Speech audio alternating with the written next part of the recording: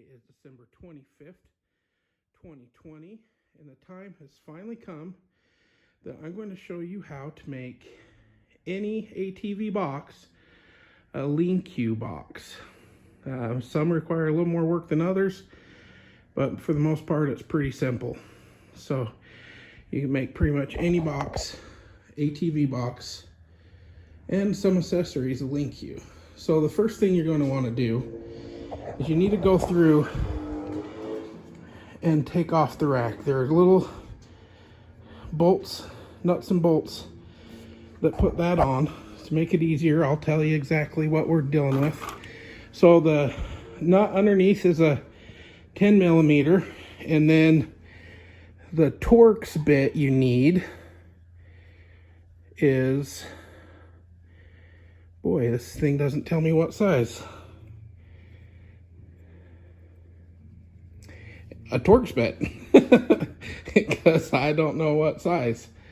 I don't know why this doesn't say what size. Anywho, so you're going to go through and you're going to take all those bolts out so your rack becomes loose. And for at least the Can-Ams, as far as I'm aware, on mine and my buddies, the front and the rear rack are identical. So if you're mounting something on the front, you can take off the rear rack and use the rear rack as your template, or vice versa. The awesome thing about that is whatever you make that goes on the front, if for some reason you want to put it on the back, you can. So anyway, so I already went through and took out all the nuts and bolts of the rack. And then what I like to do is I like to get whatever I'm going to mount, I like to get it up on my rack and figure out exactly, get an idea on where I want it mounted. I'm actually going to mount this on the front, but today I thought it'd be easier to use the rear rack as a guide. So anyway, that's the first thing I do, so I have somewhat of an idea. And then you're going to take everything off. You're just going to, once you have the bolts out, you're going to pop this rack off. And then you're going to turn whatever box you're retrofitting upside down. And it's very important because you're doing everything upside down and backwards. So you need to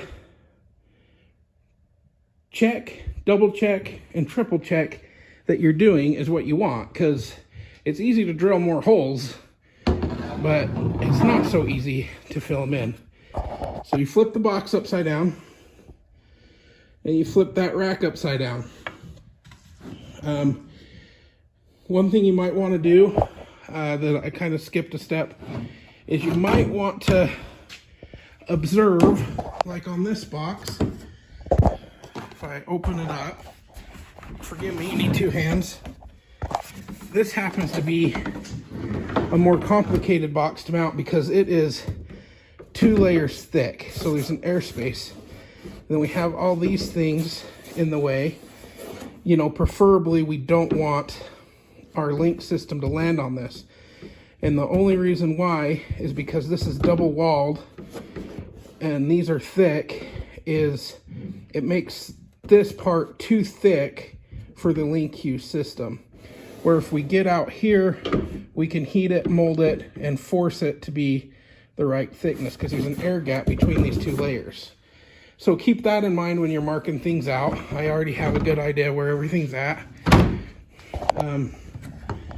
So you're going to make those observations. You know, the other observations is just look in there, see if there's any other obstacles that could cause problems for you. Okay. So you put the rack up on the upside down box, position it exactly how you're going to want it. Okay. And then if you come up here, you can see exactly where all your mounting options for the Linq system is at. So those are all your potential spots. For me, It might sound overkill, but I think what I want to do is I want to go with this one. I think I want to go with this one. And I think I'm going to put a third right here. So that's what I'm going to do. I mean, if you want to go, you know, on the end farther, you know, you could, but what's inside your box? Is that going to be a problem? Which I'm considering. Maybe I will go on the end. Maybe I'll go, if I got enough room, I'll have to look inside again. Maybe I'll go one here, and then one here.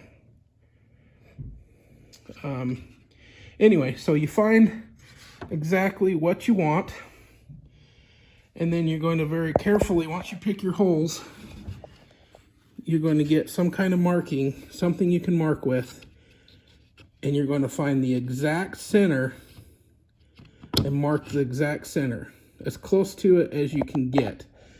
The closer you can get to exact center, the better in the long run. So I'm going to put the camera down and I'm going to mark out what I want, and then I'll be back for the next part. Okay, so what I did is I actually used my drill with like a little 1/4 inch, centered it, and then punched a hole where I want it. You just want to make sure that this doesn't move. You know, if you punch this hole and then it slides, and you punch that hole and it slides, and you punch that hole, nothing's going to match up.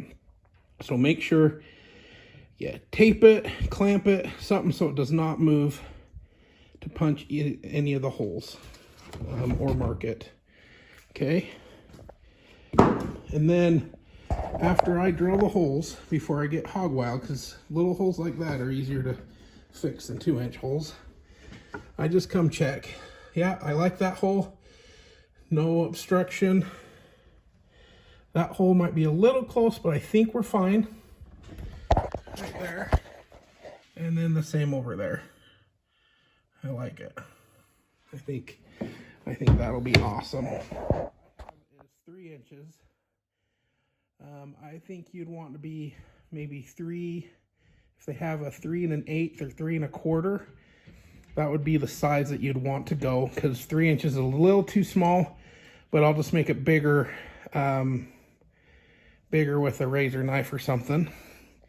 So just put your center bit in your mark, your hole, and then drill your hole. I can't do it with one hand, so we'll skip to the next part. We've got our holes drilled. I widened them out a little bit to make room. And this is what I was talking about on this particular box. You can see, or maybe you can't, it's 2 layers. And the thickness of those 2 layers make it too thick for this system. But because it's hollow, they will squish together. And that's what I'm hoping to accomplish, is to get those to squish together. Because basically all you have on these knobs is, you see this lip right there? Your plastic to your box has got to fit within that section for this to work. So as long as your stuff fits all within that little groove right there, it'll work. So obviously that's the outside of the box, but they fit right in there. So what I'm going to do now is I'm going to flip everything back over, and I'm going to get the rack. I'm just going to put it, I'm not going to screw it back on so I can move around if I need to. But what I'm going to do is I'm going to flip it over, and I'm going to lock the rack, or lock the box on the rack before I secure the knobs to the box, to make sure everything fits before we secure those. That's exactly what it is. It comes in a pack of 2. There's 2 knobs per pack, about 20 bucks a pack, maybe a little over, between $20 and $30. Okay, so I have my hole drilled. Now this box, like I was saying, because of the double wall that makes it a little too thick. So what I ended up doing is taking a heat gun. Now you don't need this step if your plastic's not too thick. You know what I mean? Most boxes are going to be thin enough, they slide right in, but we're way too thick because of that gap. So what I ended up doing is you can do two things. You can either cut this top piece bigger and just mount to this bottom piece, or what I'm doing is I'm heating the crap out of this till melting point, and then while it's still super hot, I'm forcing this down and locking it. That way I mold the plastic to what I need. Okay, so that's the step that's not really required on most boxes. This one's special because of the double walled. Okay, so now back to every box. Once you have that established, what I like to do is I like to, before I bolt anything on, I put these down in, twist them on. Okay, that's locked in. And then I will go through and mark everywhere that I need to drill a hole. It comes with rivets, and that's probably what I'll use. They seem to work pretty good. I'll mark all the holes. And one thing you need to do is pay attention to make sure you put it in right, because it's pretty tight. If you end up putting it in, because you can, you'll drill the holes, and if you mount it, what is that, about a quarter turn, then you're going to be the opposite, and you're going to mount everything up and you're going to be ticked off. So you want to make sure you mark where top is, you know, or just put a line on this and know that when you're ready to rivet them, you need to line those pieces up to make sure that you're not quarter turned. I mean, it's not going to matter if you're 180. I mean, if you're completely 180, it's still going to work. But if you're quarter turned, it'll never work. So the next step is to finish drilling these holes. You can see I already marked them. I got to finish drilling these all the way through, and then we'll rivet it on. Okay, I think I just got my butt kicked. I haven't done one of these double walled ones before. I thought I could heat it and smash it together, but the plastic ended up being too thick. So basically on the double walled ones, just going to have to cut this top one big enough and just mount to the bottom, which I did. You know, rivet it on, check your fit. I mean, you can use nuts and bolts to do these too, but the key is you want it as flat as possible on the back side, because you don't want that taking up room. And then depending what goes on the box, you might not want a big old nut hanging out.